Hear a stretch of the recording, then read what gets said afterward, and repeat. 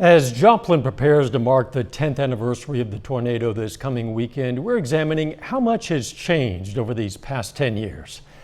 Tonight we meet a couple of families who know there's no accounting for fate and there's no crying in baseball. A May day at the ballpark. The Columbus Tops Little League traveling team is on the field. On the mound is pitcher Lucas Evans, and catching is his longtime friend, Cord SAPORITO. These two guys, Lucas and Cord, have a lot more in common than just baseball. In fact, they share a bond that goes all the way back to birth.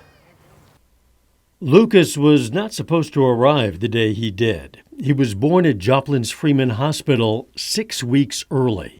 I was pretty fearful. I just didn't know what to expect as far as being that early. And then he was put in the NICU.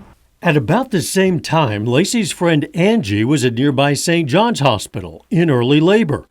But when her contractions became less frequent, her doctor said Angie should go home to Columbus to wait. I was not very happy because it was a Sunday morning and the family could all be there if he'd just keep me, but he went ahead and sent me home. That day was May 22nd, 2011. We all know what happened next. The tornado that just missed the hospital where one baby was in the NICU destroyed the hospital where another baby was nearly born. Angie saw the horror play out on TV. Here our whole family would have been there, that it would have been a lot different for us. And as soon as that hit me, I immediately was in tears. I was very upset, anxiety set in, and contractions started. Now time was short. Angie and her husband returned to Joplin, this time dealing with tornado debris and police barricades en route to Freeman, where Cord was born the next morning. One child born earlier than expected, one born later. And in the short time between those births, Joplin changed with the speed of a fastball. A lot has changed over the 10 years since. The sons of friends became friends themselves, teammates in football and soccer and wrestling, and of course, baseball. You like playing together?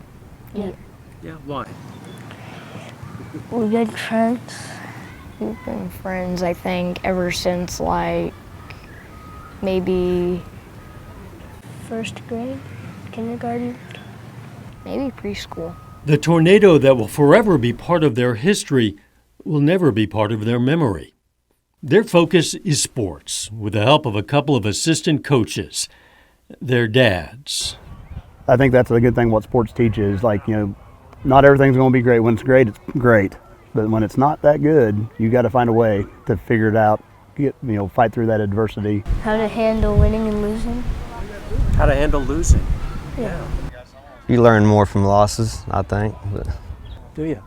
How so? just how to bounce back from them. Oh, absolutely. I am much more appreciative of spring days where it's calm and we can just be home and enjoy being outside. Is 10 years a long time or a short time? I think short time. Is 10 years a long time? Yeah. Yeah? For a couple of guys about to move on from the 9 and under baseball league, 10 years is like a lifetime. Certainly time enough to learn that even when you're down, you got to keep on swinging. You should lean on friends, learn from family, and appreciate the simple joy of being safe at home. Now that Lucas and Cord have played their final game in the 9 and under league, they say they're a little nervous about moving on, but they look forward to their birthdays this weekend and the challenge of what comes next. By the way, Lucas's stepbrother who cheered them on at the ballpark, he was born on September 11th, 2001. But that's a whole nother story.